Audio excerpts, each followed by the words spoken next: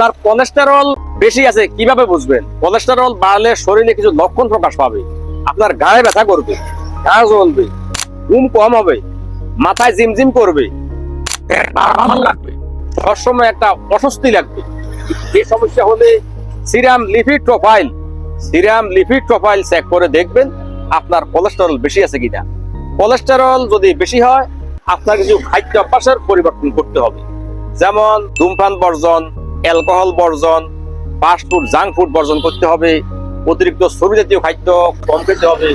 এখন আমরা খাবেন কি? লাউ, শসা, যত রকমের টক ফল আছে, ভিটামিন সি সমৃদ্ধ খাদ্য। নাম্বার ওয়ান লেবু, আমড়া, জাম্বুরা, তেঁতুল, এই সমস্ত টক ফল খেলে আপনার কোলেস্টেরল কমবে। সুতরাং কোলেস্টেরল যদি বেড়ে যায় আপনার হার্ট অ্যাটাক এবং ব্রেন স্ট্রোকের ঝুঁকি আছে। মাঝে মধ্যে সিরাম লিপিড প্রোফাইল চেক করে দেখবেন আপনার কোলেস্টেরল বেশি আছে কি।